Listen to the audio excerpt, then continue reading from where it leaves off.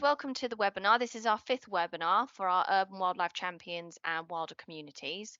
As some of you probably know already, I'm Danielle Carbot, the Wilder Communities Manager at Essex Wildlife Trust. And it's great to see you joining us today, particularly if you joined us for our free bat workshop a few weeks ago, which was led by one of our ambassadors, Katie Goldsborough. So as usual, this is a webinar, so you'll not be able to turn on your camera or microphone. But if you have a question, please pop them in the chat. There's a chat bubble along the top, and I will try and answer them at the end. You can also email me questions if they pop up at a later date. I can forward them to Adam, who is also on this call as well. So Session 5 this morning will focus on bats, the only true flying mammals.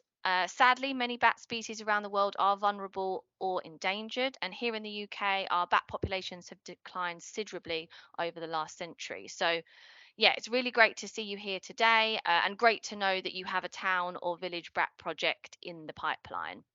Later, I will be talking about the various threats that bats face, along with actions we can take to provide for them in our towns and villages. But first, to kick us off, I would like to introduce us to our North Essex Wilder Community Organiser, Adam Nixon, who will be sharing with you his love of bats and providing an overview of bat species in the UK, their behaviours and eating habits. So, over to you, Adam. Hello, like I say, I'm Adam, and I'll be discussing UK bats today. So a little overview of UK bats. We have 18 bat species in the UK. 17 of them are known to be breeding. This makes up just under a quarter of our UK mammals, and many of them, as Danielle said, are rare, and this is mainly due to decline. There's only probably about 5 or 6 you might see, 3 of which are really common, but the other kind of 12 or so are so rare that I mean, I've never seen them, and before this, I was working with bats daily, and I've never seen most of the species. They're nocturnal. This means they are active mainly at night. If you see one in the day, it's likely that it's been disturbed by something, whether that be building or predation or whatever it is. And they live everywhere. Bats can squeeze through a hole as little as half an inch, and this is why they're so common in things like roofs, in places like trees, in old church grounds, old barns. They can literally fit anywhere, no matter how big or small. And they live on a diet of insects, mainly moths and flying insects. The best place to spot a bat is kind of by a river where there's lots of insects there. Usually there's dozens of bats around sort of rivers and lakes and stuff like that. A few more bat facts. They have several roosts, so roosts are like their home, I guess. And they won't just use one roost, they'll use multiple. They'll have different in different areas depending on certain situations. So they'll know if they're being predated in one area. Let's say they're being chased by a house cat, which is one of their main sort of predators. They'll know that there's a roost nearby that they can get to for a bit of safety. And you may have heard the phrase, as blind as a bat. Well, bats aren't actually blind. Their eyesight isn't great. They've got very small eyes. So in the day, they're not great at seeing, but the small eyesight gives them kind of really perfect vision at night. And they use echolocation, which I'm sure you may have heard. And this is basically sending high frequency sort of sounds from itself. They bounce off of the various objects around it, helps build a picture in its mind of what's around, how close they are, how big they are, what shape they are. And they're active from March to October. So kind of around now is roughly when we're losing the bats. They're going into hibernation. Like I say, they hibernate. So this is a state that they go into over winter, where they kind of slow down their breathing rate, slow down their metabolic rate, and all that sort of stuff, and just kind of sleep throughout the winter. So let's take a look at a few of the common UK bats. Like I said, there's 3 main common UK bats, and the most common of them is the common pipistrelle. So it's the most common bat in the UK, and it has a call frequency of 45 kilohertz. So the best way to identify a bat for us, because a lot of the time we'll be looking at them in the dark, is through the frequency, usually with a bat detector. They're quite costly, but they do work really well. So you'd know if you had a common pipistrelle because your bat detector would read at 45 kilohertz. They weigh around 5 grams, and they average around 4 centimeters in size. And they have a 20 centimeter wingspan, which is kind of 5 times their body. So they've got a pretty big body to wingspan ratio. Their max speed is around 7 meters per second, and their estimated population is around about 3 million. And this is the sound of a common pipistrelle. So it's kind of really high-pitched dots repeatedly. The second most common bat, and a relative of the common pipistrelle, is a soprano pipistrelle. They've got a core frequency of 55 kilohertz, and really that's sort of the only way of separating the two. The soprano is a slightly different shade of brown and slightly smaller, but if you were looking at them as they flew overhead, you'd have no chance of knowing which one's which. It's mainly just based off of their core frequency.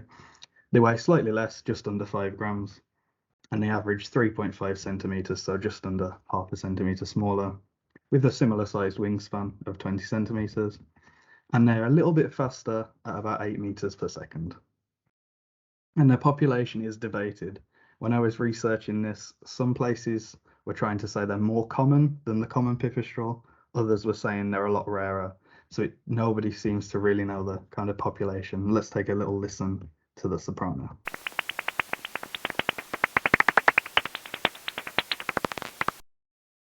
So you'll notice the dots are a lot more high pitched, a lot more regular with the soprano. And the third most common one is a noctule. This is the largest bat in the UK. The first time I ever saw a noctule, it was hanging by a little lake, and I'll go into it later, but we can actually hear noctules just about their pitch is at the very height of human hearing. So I approached this kind of lake, I didn't know the noctule was there, and it screamed like the loudest high-pitched scream and then flew away. And yeah, like I say, the frequency average is 25 kilohertz, but can go as low as 18 kilohertz, and that means they can be heard by us, as human hearing has a top range of 20 kilohertz. And if you hear it with your own ear, it sounds a little bit different to the bat detector one we'll hear, but it's like a kind of high-pitched mouse squeak. It's like like that. And they weigh up to 40 grams, so they're quite a lot bigger than the pipistrelles. And they're a bit bigger size-wise, up to 4.5 centimeters average, with a huge wingspan of 35 centimeters, and they can move up to 15 meters per second, so they're an incredibly fast bat. Let's take a listen.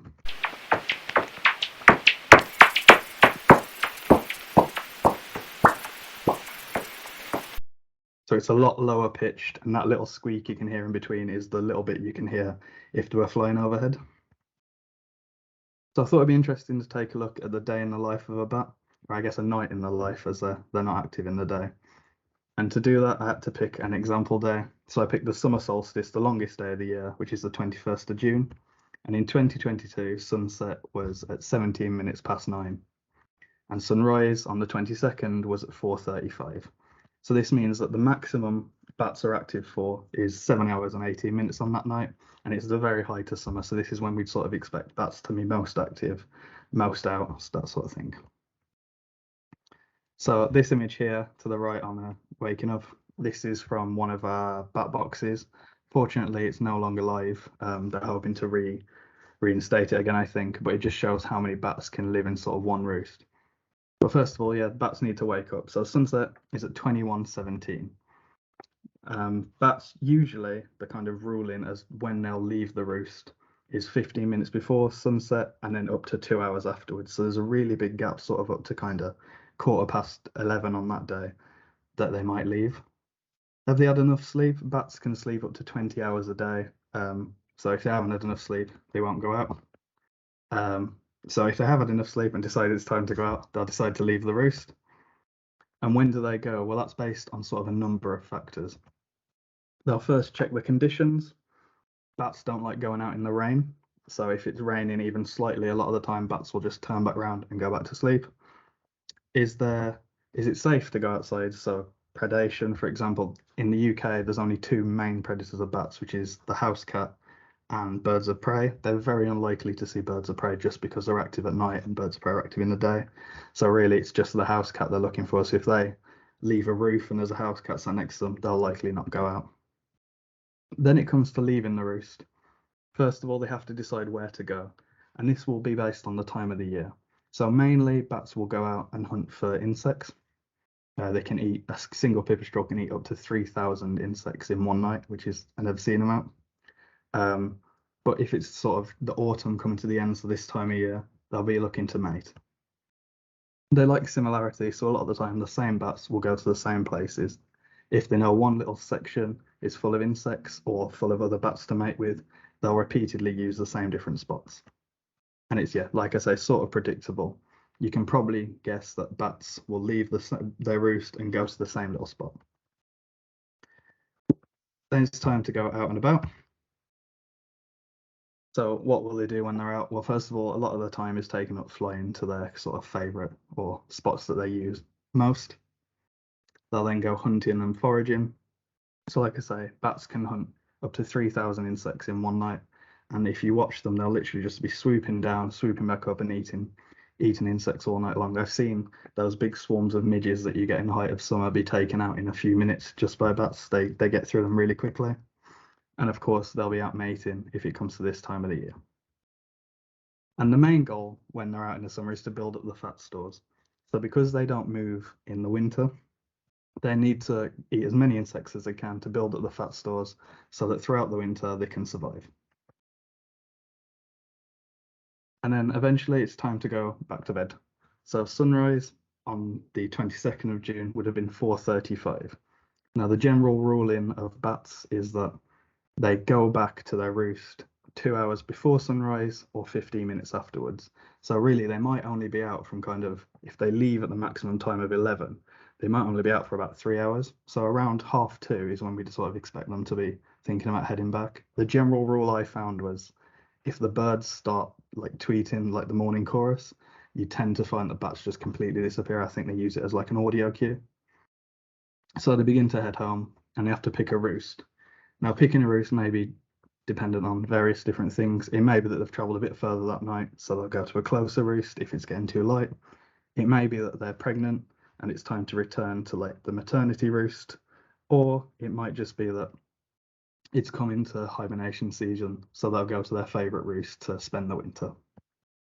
And they'll rest then until sunset, and the cycle sort of begins again. I thought we'd quickly as well take a look at a day in the life of a bat that's hibernating, because even though it does sound like they just sit there and sleep, it's not quite that simple. So hibernation tends to be October to late March, early April, and it's a state of inactivity. So basically, it's a deep sleep where their breathing rate goes down, their metabolic rate goes down, and they just sort of wait out the winter where it's too cold and there's no insects around to eat. And they'll do this alone or in groups. Some of them will be in a roost on their own for the whole winter, or other ones, like the photo we saw from the Essex webcam earlier, could be in roosts of dozens. It really depends. But they may actually leave the roost during the winter. So if, for example, it's been a particularly hard summer and they haven't eaten as many insects as they'd like to, they may leave to go and get a drink of water, to go and try and find some insects, and then go back into hibernation just to sort of survive the last few months.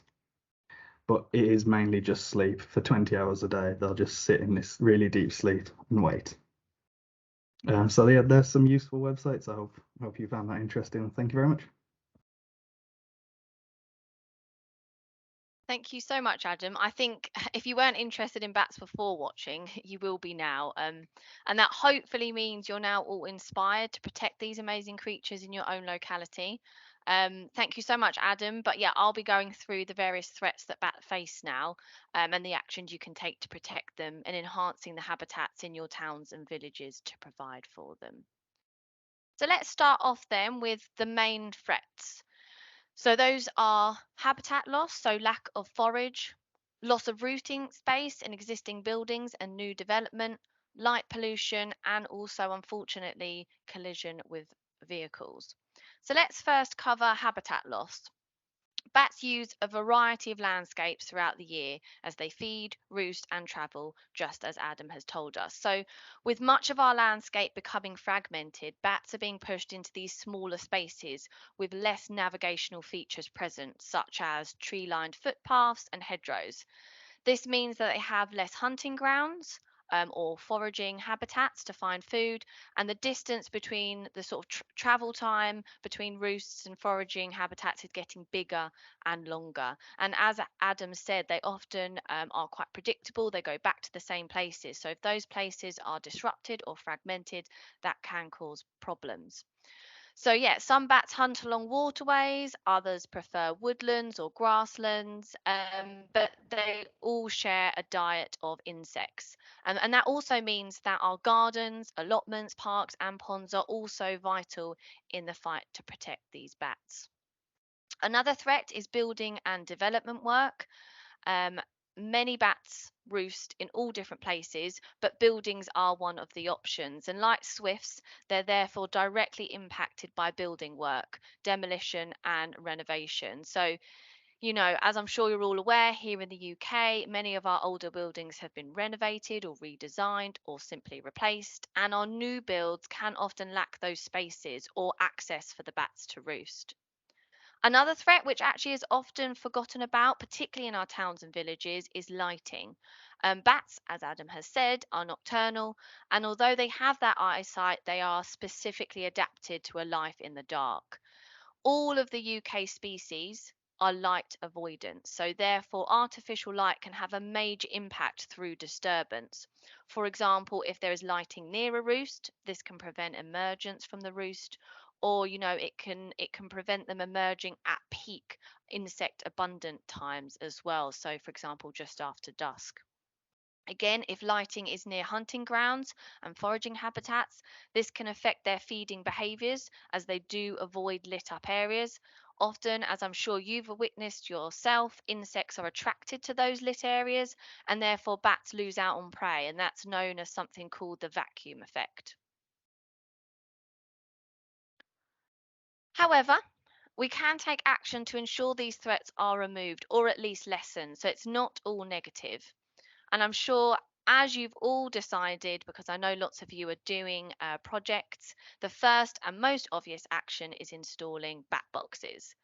As mentioned, many of our newer buildings or buildings that have been renovated don't provide roof sites, so they can be invaluable as an addition to buildings or, in fact, trees as well. There are a number of resources out there to support you, bat conservation being one of the best. So today I'm just going to show you some of the options out there. So, generally speaking, bat boxes are best to use to encourage bats into areas where there are few nesting sites. So, there isn't access into those buildings. The trees are perhaps younger, so they don't have those crevices and splits that bats can use.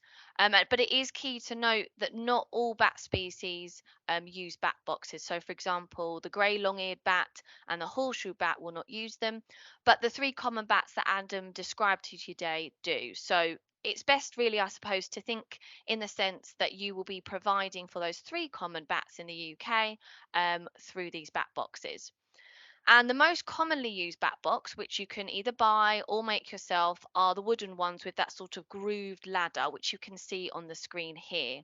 And they can be attached quite easily onto trees or walls. They are often a rectangular shape with narrow entrance slits at the bottom, and it's really key to note here that the entrance slit should not be more than 15 to 20 millimeters wide, and there should be no other gaps in the box itself because bats are very fussy and they don't like drafts. There's also integrated bat boxes you can get. For example, the one here I've got in the bricks, which can be built into the walls or to the masonry of the buildings. Of course, these have to be designed when the buildings are built. And you can also get sort of ready-made freestanding boxes, which you can see on the right there, which are perfect for locations where they can't be attached to trees or buildings. Similarly, like I said in the Swift webinar, boxes by Schregler, it's a German company, have a variety of products and designs available. So there's kind of not one design, it's what suits you. It's just the examples that I've put on the page here are some of the best. Okay, so once you have decided on your bat box design, location is key. Most bat species will use higher position boxes, about 4 meters up, which helps to prevent from cat attacks or vandalism. So it is advised that bat boxes should also not be located above footpaths or roads, as this will cause disturbance. And as I suggested before, collision is an issue and it would increase the likelihood of car collision. It's also key to ensure that the bats are not disturbed by lighting, as previously shared. So, high up in the eaves of buildings or on mature trees will help to protect the bats. ensuring they are high up enough to avoid predation. Bats also like different climates throughout the year. Warm, dry spaces for rearing young and cooler, damp spaces for hibernation. So it's better to provide several internal chambers, such as the ladder feature, so they can move to the perfect condition. Or, in fact, you can group a number of bat boxes together, each with a different aspect. And I think that's the best way to give them that option. Summer roosting boxes should be positioned in a sheltered position, unshaded for most of the day, so a sort of southeasterly and southwesterly aspect. And there are a few examples on the screen here with bat boxes in various positions. Oh, apologies, I went too far. So yeah, you've got the two on the tree there, two on the wall, and then the one here. So I'm sure lots of you will now be wondering where you can get these boxes from, or how to obtain them for your town or village. Unfortunately, Essex Wildlife Trust don't provide them, but we do have some fantastic resources with step-by-step guides on how to make a bat box, and I've got the example on the screen here. You can find that on the wildlife section of our website in the actions box. So that's www.essexwt.org.uk. For those of you that are in a constituted group, applying for funding is a good option, or holding a fundraising event in your village to raise funds. If you aren't constituted, reaching out to those who will be, who are willing to take part in the project, may be interested in buying their own boxes, or, the organization might be interested in buying the boxes themselves. Or again, you could get a team together to build them. That's a great option too. Could be a bit of an event in the town or village. And in many cases, finding someone in the area that has the skills to do this is really helpful. You may even be that person. Either way, the most important part is getting those in your town and village on board. So, in a way, getting the bat boxes and deciding where they go is the easiest part. So, I would definitely recommend sharing your vision with your council. Get an idea of how many people in your town or village want to be involved, perhaps through Facebook or a newsletter. A more untraditional approach, but something that can be really impactful, with door knocking along your street or in your village to see who might be interested, or simply sending out a letter to the various residents. I can help support these actions and guide you through these steps, because the more bat boxes that can be installed, the more roosting sites you're creating for the wonderful bats of the UK. It is, once you get all this sorted out, however, a bit of a waiting game. Like swifts, bats can take several years to find a new box for a new roost, so you do have to be patient and don't give up. If it to know whether a bat has made a roost in your bat box, droppings and urine stains can be good key indicators that your box has been successful. Also, the sound of chattering during the day is a sign that the box is in use. We have some great chattering boxes in Hanningfield Reservoir you can hear. So if you ever pop along to that Nature Discovery Centre, on the actual centre itself, there are chattering bats. Another really key point here is how to get the bat boxes installed.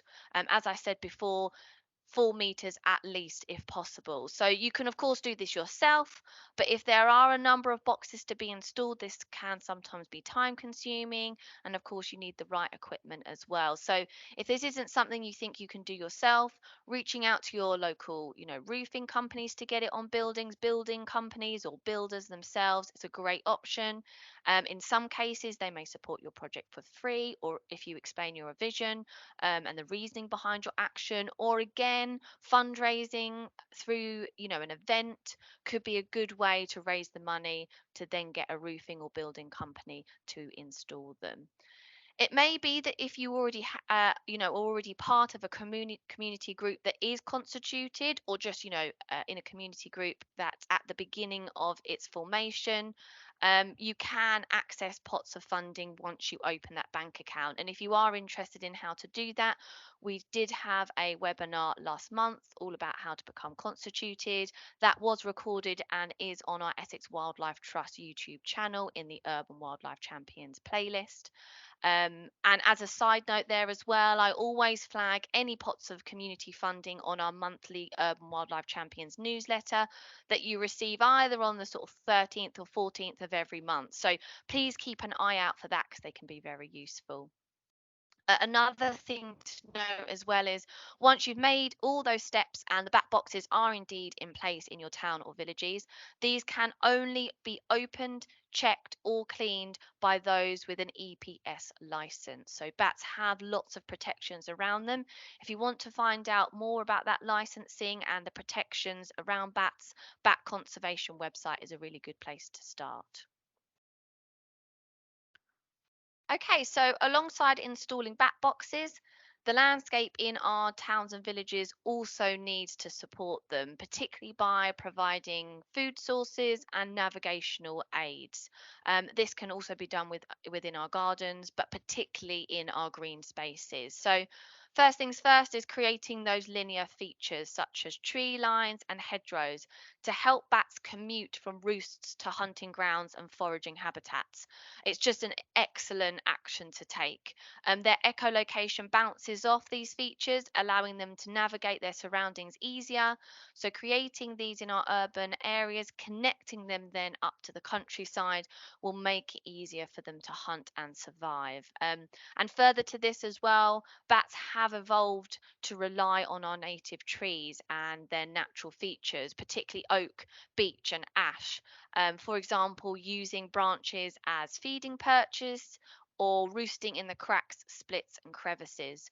And there's a fantastic guide, a resource on bat conservation as well, which just outlines how trees are important to bats. So, another really good way of sharing with your community or your community group why action should be taken.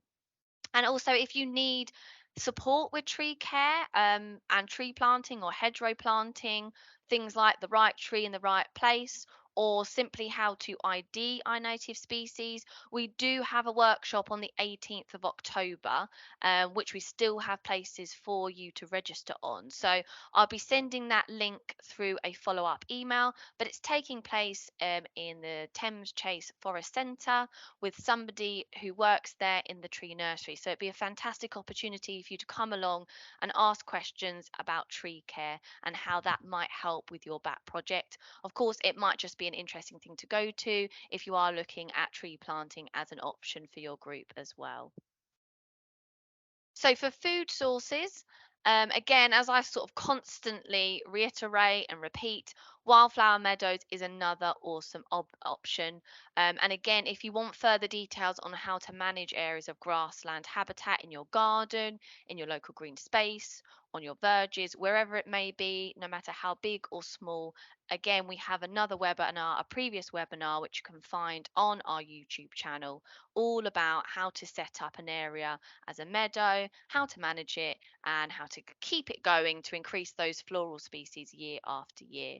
Because the native floral species will encourage things like small flies, moths, beetles, and crane flies into the landscape, which of course is paramount for our bat survival.